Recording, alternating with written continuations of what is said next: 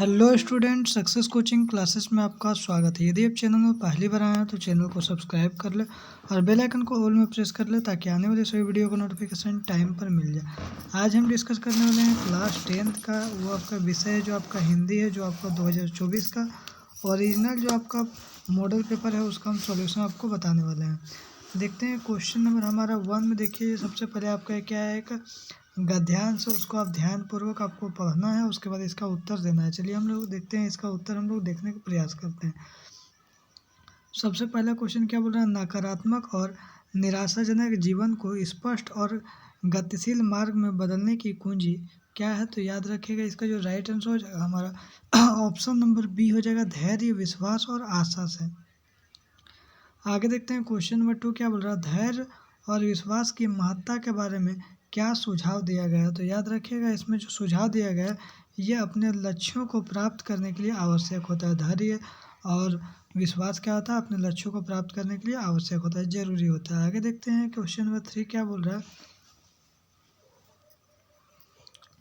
जो चीज़ों, परिस्थितियों और आपके चारों ओर के लोगों को कैसे देखना चाहिए। तो याद रखिएगा जो इसको जो राइट आंसर हो जाएगा आपको ऑप्शन नंबर जो डी हो जाएगा, उज्जवल और सकारात्मक पहलुओं से हम लोगों को देखना चाहिए। आइए देखते हैं क्वेश्चन नंबर 4 में, किस उपमा का उपयोग चुनौतीपूर्ण स्थितियों में सकारात्मक देखने की महत्ता को जताने के लिए किया गया। तो याद रखिएगा इसका जो राइट आंसर हो जाएगा आपका ऑप्शन नंबर बी हो जाएगा, कांटों के बीच फूलों को पालना। ऑप्शन नंबर बी बिल्कुल राइट आंसर हो जाएगा। आगे देखते हैं क्वेश्चन नंबर 5 क्या बोल रहा है, प्रस्तुत गद्यांश के लिए उपयुक्त शीर्षक का चुनाव करिए। तो इसका जो उपयुक्त शीर्षक क्या हो जाएगा, तो याद रखिएगा इसका जो कहानी है सकारात्मक का मार्ग, आशा और विश्वास, इसका क्या है आपका उपयुक्त शीर्षक हो जाएगा, ऑप्शन नंबर डी हो जाएगा। आगे देखते हैं यहाँ पर फिर देखिए आपका एक पद्यांश दिया है, इसको आप अच्छा से रीड करिएगा। चलिए हम लोग इसका आंसर देखते हैं। कवि भारतीय युवकों को जीवन जीने को कहता है, जो क्या कहता है। तो याद रखिएगा इसका राइट आंसर हो जाएगा ऑप्शन नंबर बी, योगियों जैसा नहीं, पराक्रमी वीरों जैसा जियो। आगे देखते हैं क्वेश्चन नंबर 7 क्या बोल रहा है, पद्यांश में किसे सोम कहा गया है। भैया पद्यांश में सोम किसे कहा गया है, तो याद रखिएगा धार को सोम कहा गया है, ठीक है ना। आगे देखते हैं क्वेश्चन नंबर 8 में क्या है, क्वेश्चन नंबर 8 क्या है, योग। देखिए यहाँ पर क्या बोला है, योगियों नहीं विजयी के सदृश से जियो रे, क्या क्या संदेश है। तो याद रखिएगा इसका जो राइट आंसर हो जाएगा आपका ऑप्शन नंबर बी, समृद्धि और सफलता के लिए प्रेरित करने वाला संदेश। आगे देखते हैं क्वेश्चन नंबर 9 क्या बोल रहा है, इस पद्यांश में हमें कैसे जीवन को सराहा गया है। तो इस पद्यांश जो है इसमें कैसा जीवन को सराहा गया है, तो इसका जो हमारा आंसर हो जाएगा विजयी जीवन को सराहा गया है। इस कविता का मूल्य स्वर क्या है, तो इस कविता का जो हमारा मूल्य स्वर हो जाएगा आह्वान हो जाएगा। आगे देखते हैं ये हमारा व्याकरण का देखिए पाठ आ गया, इनमें से किस वाक्य में आकर्मक क्रिया। तो आकर्मक क्रिया इसमें क्या और किससे आंसर नहीं मिलेगा, वो हमारा क्या हो जाएगा आकर्मक क्रिया हो जाएगा। देखते हैं आकर्मक क्रिया, मोहन सो रहा है, क्या सो रहा है, इसका आंसर हम लोग नहीं दे पाएंगे। लेकिन सोनम गाना गाती है, क्या गाती है, तो गाना, तो ये आपका सकर्मक हो जाएगा। अमन किताब पढ़ता है, तो क्या पढ़ता है, तो किताब, तो ये आपका सकर्मक हो जाएगा। लता चाय पी रही है, क्या पी रही है, चाय, तो ये भी हमारा क्या हो जाएगा सकर्मक क्रिया हो जाएगा। लेकिन इसका राइट आंसर हो जाएगा हमारा पूछा अकर्मक क्रिया, तो ऑप्शन नंबर क्या हो जाएगा सी हो जाएगा, ठीक है। आगे देखते हैं क्वेश्चन नंबर 12 क्या बोल रहा है, कौन सा वाक्य सकर्मक क्रिया का उदाहरण है। तो देखिए कौन सा वाक्य सकर्मक क्रिया का उदाहरण है, तो रीता खाना खाती है, क्या खाती है, तो भैया खाना खाती है, ये हमारा सकर्मक क्रिया का उदाहरण हो जाएगा। आगे देखें जलद का अनेकार्थी कौन है। तो याद रखिएगा जलद जो है उसका अनेकार्थी क्या है, तो याद रखिएगा आपका बादल हो जाएगा, क्या हो जाएगा बादल। आगे देखिए दो पदों या शब्दों के मेल से बना तीसरा पद क्या कहलाता है। तो याद रखिएगा इसका क्या कहलाता है, तो ऑप्शन नंबर जो हमारा हो जाएगा बी कहलाएगा, क्या कहलाएगा समास कहलाएगा, ऑप्शन नंबर बी। आगे देखते हैं यथासंभव कौन सा समास है। तो याद रखिएगा यथासंभव जो अव्यवभाव समास है, ऑप्शन नंबर ए हो जाएगा। आगे देखते हैं क्वेश्चन नंबर 16 क्या बोल रहा है, नीला है जो कमल नील कमल किस समास का विग्रह है। तो याद रखिएगा इसका जो राइट आंसर हो जाएगा आपका ऑप्शन नंबर बी, कर्मधारय समास हो जाएगा।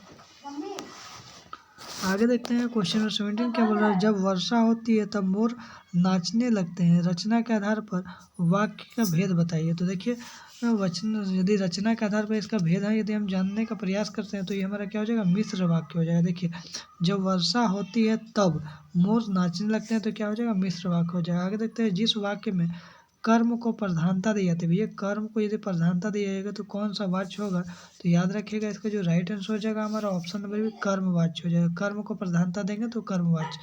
बादल चांद देख रहा है, क्या देख रहा है, इसका सुटेबल क्या हो जाएगा, बादल जो है चांद की ओर देख रहा है। निम्न में से कौन सा शब्द समुच्च बोधक अवयव शब्द है, तो याद रखिएगा इसका जो राइट आंसर हो जाएगा हमारा ऑप्शन नंबर सी हो जाएगा, अथवा हो जाएगा। क्या हो जाएगा, अथवा हो जाएगा। अब देखिए यहाँ एक गद्यांश से इसको भी आप रीड कर लीजिएगा। इसका जो हम लोग आंसर देखते हैं, इस पद के रचयिता कौन है, तो याद रखिएगा इसका राइट आंसर हो जाएगा हमारा ऑप्शन नंबर डी, सूरदास हो जाएगा। आगे देखते हैं 22 देखिए, गोपियाँ किसकी अन्याय भक्त थी, तो याद रखिएगा इसका जो हमारा आंसर हो जाएगा ऑप्शन नंबर बी, कृष्ण इसका राइट आंसर हो जाएगा। आगे देखते हैं पूरे इन्हीं पात का क्या अर्थ है, तो याद रखिएगा इसका जो राइट आंसर हो जाएगा हमारा ऑप्शन नंबर सी हो जाएगा, कमल का पत्ता हो जाएगा। आगे देखते हैं क्वेश्चन नंबर 24 क्या बोल रहा है। गोपियों के उद्धव के व्यवहार की तुलना किससे की गई है, तो कमल के पत्ते और तेल के मटके से की गई है। ऑप्शन नंबर सी बिल्कुल राइट आंसर हो जाएगा। आगे देखते हैं यहाँ पर देखिए एक गद्यांश दिया है, इसको भी आपको रीड करना है, उसके बाद इसका उत्तर को देखते हैं कौन सा है, तो बाल गोविंद भगत की संगीत साधना का आपको स्टोरी दिया गया है। अब देखिए बेटे के मरने से बाल गोविंद भगत क्या कर रहे थे, तो याद रखिएगा इसका जो राइट आंसर हो जाएगा गा रहे थे। ऑप्शन नंबर बी हो जाएगा। आगे देखिए भगत जी का बेटा कैसा था, तो याद रखिएगा आपका सुस्त और बोधा था। ऑप्शन नंबर डी हो जाएगा। आगे देखते हैं 27 क्या बोल रहा है। भगत जी की पतोहू कैसी थी, तो याद रखिएगा इसका राइट आंसर हो जाएगा घर का पूरा प्रबंध करने वाली थी। आगे देखिए बोधा का क्या अर्थ होता है, तो याद रखिएगा बोधा का जो अर्थ होता है वो होता है मंद बुद्धि होता है। ऑप्शन नंबर डी हो जाएगा। आगे देखिए सांप से डरकर भोलेनाथ ने कहाँ शरण ली, तो याद रखिएगा इसका राइट आंसर हो जाएगा आपका ऑप्शन नंबर बी, माता के आंचल। आगे देखिए जॉर्ज पंचम के नाक में किस पर व्यंग्य किया गया है, तो याद रखिएगा सरकारी तंत्र पर। इसमें मोस्ट 30 क्वेश्चन डिस्कस किए। यदि आपको वीडियो अच्छा लगे तो लाइक करिएगा, शेयर करिएगा, चैनल में नया है तो सब्सक्राइब जरूर करिएगा। फिर मिलते हैं हम लोग नेक्स्ट वीडियो में। Thank you so much.